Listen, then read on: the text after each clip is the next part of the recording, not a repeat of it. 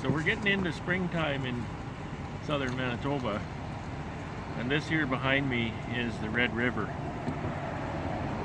I suppose it is technically known as the Red River of the North because there is another Red River just to distinguish it. And this isn't about honeybees, but the honeybees will soon be coming out. But this, I think, is kind of interesting. They battled 100 years trying to keep this river from flooding the flat landscape around us and the prairies here.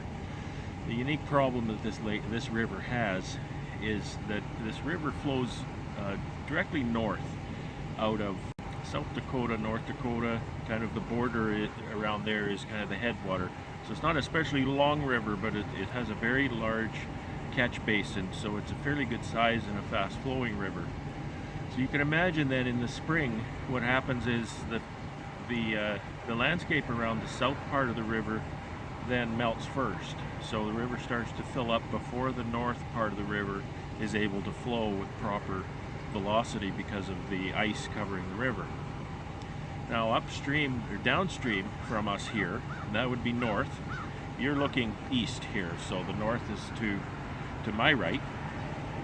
And so downstream, maybe 20 miles, is Lake Winnipeg.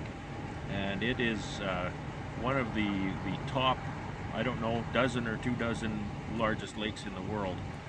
It's a very, very large lake, but it's not very deep. And so what happens is the ice and the water all back up at the lake because the lake takes a long, long time to thaw, far longer than the river even.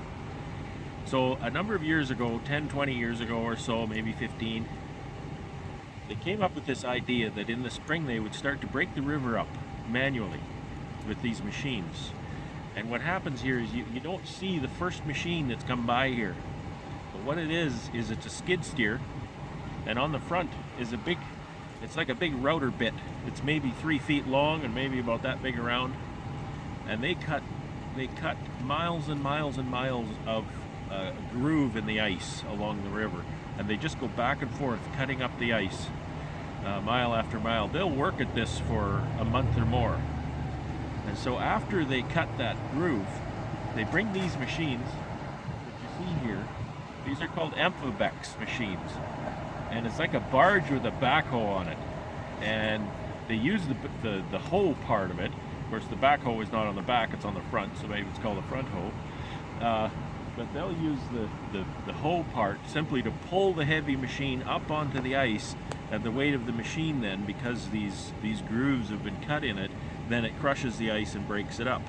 And they just keep doing that mile after mile. It's like watching a snail walk. It's so slow, but they just work at it day after day after day, week after week.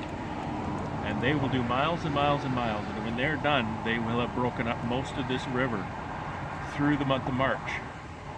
So then when the river starts to get pressure on it with the south water that's flowing north, then it starts to break up far more easily, and the likelihood of its flooding the landscape, it's very, very flat in this part of the world, is far and away diminished. So I just thought it was kind of neat. They're not working right now. This is Sunday afternoon. I see they're out there though, so maybe they will be doing some work today. So it's kind of neat to sit here and watch them work sometimes when they're doing their thing. It's nice to see them doing it because it means a lot to us to keep this river from flooding and all the havoc that causes. So, Amphibex machines. We're north of Selkirk. We're far north of Winnipeg. Red River in Manitoba. Have a nice day and have fun.